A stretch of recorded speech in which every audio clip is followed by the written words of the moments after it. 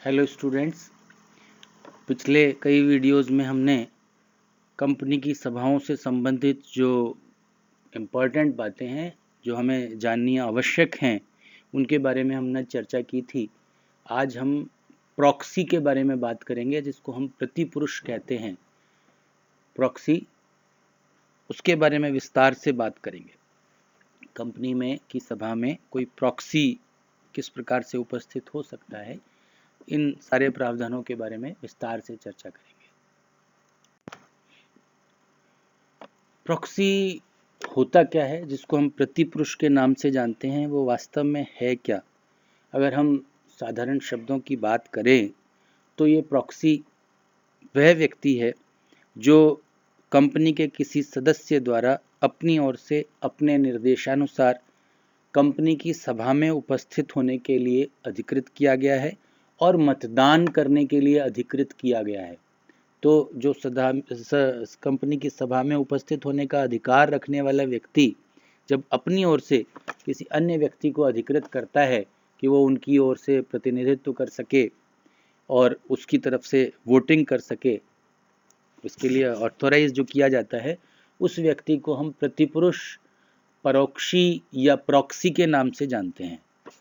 Lord हेंसवर्थ इस संबंध में लिखते हैं कि परोक्षी कंपनी की सभा में किसी अंशधारी का प्रतिनिधि है, जिसे एक ऐसे एजेंट के रूप में वर्णित किया गया है जिसे वह कार्य करना है जिस पर अंशधारी स्वयं द्वारा निर्णय किया जा चुका है। तो ये स्पष्ट हो जाता है कि जो परोक्षी जो है वो अधिकृत व्यक्ति है, जो जिसको हम एजेंट भी कह सकते हैं किसी अन्य व्यक्ति का, जो उसकी तरफ से प्रतिनिधित्व करेगा। और ये भी उल्लेखनीय है कि उस प्रलेख के लिए भी हम परोक्षी शब्द का उपयोग करते हैं जिस प्रलेख से प्रतिपुरुष की नियुक्ति की जाती है। वो एक फॉर्म है, प्रॉक्सी का एक फॉर्म है जो सदस्य के हस्ताक्षर युक्त एक प्रलेख है, जिसमें वह किसी व्यक्ति को, चाहे वो सदस्य हो या ना हो, उसको अपनी ओर से उपस्थित होने और मतदान करने के लिए अधिकृत कर देता है। जहाँ पर संदर्भ की अपेक्षा हो तो परोक्षी से तात्पर्य उस व्यक्ति से माना जाता है जो परोक्षी के रूप में नियुक्त किया गया है। तो ये प्रॉक्सी की बात थी। और इसकी नियुक्ति के संबंध में हम बात करें तो एक सदस्य के द्वारा नियुक्ति की जाती है। सदस्य, कोई भी सदस्य जो कंपनी की सभा में उपस्थित होने और मतदान करने का अधिकार रखता है, हकदार है, तो वो किसी भी अन्य व्यक्ति को अपनी ओर से सभा में उपस्थित होने और मतदान करने के लिए नियुक्त कर सकता है। अगर अंतर नियमों में व्यवस्था है कि कोई भी सदस्य जिसने किसी सभा में अपनी ओर से उपस्थित होने के लिए, मतदान करने के लिए परोक्षी नियुक्त नहीं किया है, वह सदस्य उसकी स्थगित सभा के लिए भी परोक्षी नियुक्त कर सकता है। ऐसी नियुक्ति स्थगित सभा के निर्धारित समय के कम से कम 48 घंटों पूर्व की जा सकती है। तो ये स्पष्ट है कि किसी भी व्यक्ति को प्रॉक्सी, प्रतिपुरुष नियुक्त किया जा सकता है, उसका कंपनी में सदस्य होना अनिवार्य नहीं है। राष्ट्रपति, राज्यपाल, निगम निकाय आदि के प्रतिनिधि। कभी कभी किसी कंपनी के अंश जो हैं वो राष्ट्रपति, राज्यपाल, निगम निकाय और या कोई समामिलित संस्था, कोई भी कॉरपोरेट बॉडी जो होती है, उसके द्वारा भी होल्ड किए हुए होते हैं, धारित किए हुए होते हैं। तो ये सभी कंपनी की सभा में अपना प्रतिनिधित्व करने के लिए किसी व्यक्ति को अधिकृत कर देते हैं। तो ऐसा प्रतिनिधित्व करने वाला व्यक्ति कंपनी के सदस्य के समान ही माना जाता है और उसे एक सदस्य के बराबर सारे अधिकार प्राप्त होते हैं। यहाँ तक कि वो प्रतिनिधि सभा में बोल भी सकता है, और अगर प्रॉक्सी भी अपॉइंट किया है, उसका अपना प्रॉक्सी भी अपॉइंट कर सकता है, डाक द्वारा मतदान में भाग ले सकता है। और ये स्पष्ट हो जाता है कि वो व्यक्ति प्रॉक्सी से भी ज़्यादा व्यापक अधिकार रखता है। इसमें यह भी उल्लेखनीय है कि किसी भी व्यक्ति को एक से अधिक निगम निकायों, कंपनियों द्वारा अधिकृत प्रतिनिधि नियुक्त किया जा सकता है। लेकिन अगर ऐसा होता है तो कोरम पूरा करने के लिए वह अकेला व्यक्ति ही उतने सदस्यों के बराबर माना जाएगा जितने निगम निकायों ने उसे अपना प्रतिनिधि नियुक्त किया है। लेकिन एक वैध सभा के लिए ऐसे 2 प्रतिनिधियों की उपस्थिति आवश्यक मानी जाती है। तो राष्ट्रपति, राज्यपाल, निगम निकाय आदि के प्रतिनिधि सभा में भाग ले सकते हैं। इसके कुछ अपवाद और सीमाएं भी हैं। जो प्रॉक्सी नियुक्त करने के अधिकार से संबंधित चीज़ें हैं, इनके कुछ अपवाद और सीमाएं हैं। तो उसमें कुछ बातें आ जाती हैं, जैसे कंपनी में अगर अंश पूंजी नहीं है तो कोई भी सदस्य प्रॉक्सी नियुक्त नहीं कर सकता जब तक कि उसके अंतर नियमों में इसके अलावा कोई और व्यवस्थाएं नहीं दे रखी हो। दूसरी बात, केंद्रीय सरकार कंपनियों के उस वर्ग या वर्गों को निर्धारित कर सकती है जिनके सदस्यों को प्रॉक्सी नियुक्त करने का अधिकार नहीं होगा। तीसरी इंपॉर्टेंट बात आती है कि किसी सदस्य द्वारा नियुक्त प्रॉक्सी उसी सदस्य या अधिकतम 50 सदस्यों तथा निर्धारित की गई संख्या तक के अंशों के लिए प्रॉक्सी का कार्य कर सकेगा। तो इस प्रकार से ये जो MCA जो है उसने कुछ अधिसूचित नियमों में कुछ प्रावधान किए हैं। उसमें पहला प्रावधान है, धर्मार्थ कंपनियां जो होती हैं, उन धर्मार्थ कंपनियां जो कि धारा 8 के अंतर्गत पंजीकृत रजिस्टर्ड कंपनियां मानी जाती हैं, उसके सदस्य केवल उसी कंपनी के सदस्यों में से किसी सदस्य के अतिरिक्त किसी भी अन्य व्यक्ति को प्रॉक्सी अपॉइंट नहीं कर सकते। दूसरा, कोई भी एक व्यक्ति 50 से अधिक सदस्यों की ओर से प्रॉक्सी नहीं हो सकेगा, क्योंकि उन सदस्यों द्वारा धारित मताधिकार युक्त अंश कंपनी की कुल अंश पूंजी के 10% से अधिक नहीं होंगे। लेकिन कोई भी सदस्य किसी कंपनी में 10% से अधिक मताधिकार अंश पूंजी का धारक है तो वो केवल एक ही प्रॉक्सी नियुक्त कर सकता है, और वो जो प्रॉक्सी है वो किसी अन्य अंशधारी का प्रॉक्सी नहीं बन सकता। लेकिन कभी कभी किसी व्यक्ति को 50 से अधिक सदस्यों द्वारा प्रॉक्सी नियुक्त कर दिया जाता है, तो ऐसी स्थिति में वो किन 50 सदस्यों का चयन करेगा और प्रॉक्सी फर्म के निरीक्षण हेतु निर्धारित समय से पूर्व कंपनी को उन सदस्यों की सूची देगा, जो सूची है वो देगा। और यदि कोई प्रॉक्सी ऐसा करने में त्रुटि करता है तो कंपनी वैध रूप से प्राप्त प्रॉक्सी फर्मों में से जो पहले 50 फर्म हैं उनको वैध मानकर कार्य करेगी। तो ये इस प्रकार से ये कुछ स्पष्ट अधिक अपवाद और सीमाएं भी हैं प्रॉक्सी होने के। प्रॉक्सी और सदस्यों के बीच में संबंध, एक प्रॉक्सी और उसका जो नियुक्त करने वाला व्यक्ति जो सदस्य होता है उसके बीच का संबंध उसी प्रकार से माना जाता है जैसे कि एक एजेंसी का संबंध है। एजेंसी में एक प्रधान और उसके एजेंट के बीच का संबंध है। इसलिए जो प्रॉक्सी है वो अपने प्रधान के निर्देशों के अनुरूप कार्य करने और मतदान करने के लिए उत्तरदायी माना जाता है। इसलिए प्रॉक्सी अंशधारी के अधिकारों के बाहर जाकर अगर कोई कार्य करता है या अधिक संख्या में मतदान करता है तो उसका कोई भी कार्य उस निर्देशों के बाहर जब होता है तो वो अधिकार के बाहर का कार्य माना जाएगा और उसको व्यर्थ माना जाएगा। जो प्रॉक्सी नियुक्ति का प्रलेख होता है उसका जो निष्पादन जो होता है उसकी भी एक प्रक्रिया है। प्रॉक्सी की नियुक्ति के लिए जो कंपनी के अंतर नियमों में व्यवस्था होनी चाहिए, जो कि कंपनी अधिनियम के अधीन जो होती है, और उसमें निर्धारित फॉर्म नंबर MGT 11 ही प्रयोग किया जा सकता है, निर्धारित प्रलेख का उपयोग किया जा सकता है।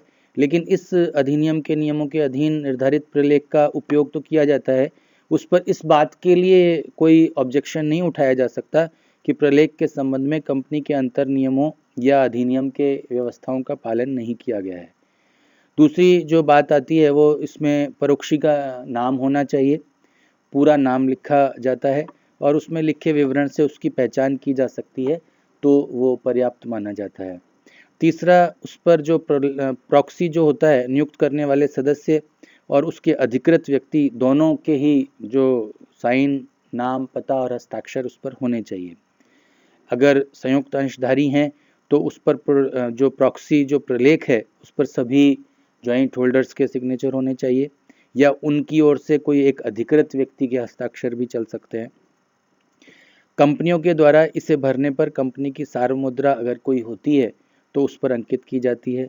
उस पर एक निर्धारित राशि का जो रेवेन्यू टिकट है, राजस्व टिकट है, वो लगाया जाना चाहिए। उस पर तिथि अंकित की जानी चाहिए और ये भी स्पष्ट है कि परिवर्तित तिथि युक्त प्रॉक्सी प्रलेख वैध नहीं माना जाएगा। प्रॉक्सी प्रलेख उसी सभा के लिए वैध होता है जिस सभा के लिए उसे लिखा गया है। और एक इम्पॉर्टेंट बात प्रॉक्सी प्रलेख के संबंध में है कि रिक्त या अधूरा भरा प्रॉक्सी जो डॉक्यूमेंट है, प्रलेख है, वो वैध नहीं माना जाता। प्रॉक्सी प्रलेख जमा कराने और उसके निरीक्षण का जो समय है उसके बारे में भी कुछ व्यवस्थाएं हैं जो इम्पॉर्टेंट हैं। तो इसमें विधिवत रूप से जो पूरा किया हुआ जो प्रॉक्सी प्रलेख होता है, डॉक्यूमेंट होता है, वो कंपनी की सभा प्रारंभ होने के कम से कम 48 घंटे पहले कंपनी के पास जमा किया जाना चाहिए, आवश्यक है। और यदि कंपनी के अंतर्नियमों में ऐसे प्रलेख को जमा कराने के लिए कोई 48 घंटों से अधिक अवधि निर्धारित की गई है तो वो अंतर्नियमों का प्रावधान निष्प्रभावी होगा, इसको प्रभावी नहीं माना जा सकता। इसको अगर हम दूसरे सरल भाषा में कहें तो कंपनी के अंतर्नियमों में अगर कोई अन्य प्रावधान होने की दशा में भी प्रॉक्सी का नियुक्ति प्रलेख सभा प्रारंभ होने के कम से कम 48 घंटे पूर्व ही जमा कराना आवश्यक है। इसमें ये इम्पॉर्टेंट है कि अगर प्रॉक्सी जो प्रलेख है रविवार को भी स्वीकार किया जाता है, यदि प्रॉक्सी किसी जो फर्म है किसी तिथि तक भी प्राप्त किया जाता है, उसको रविवार पड़ता है तो वो रविवार भी माना जा सकता है।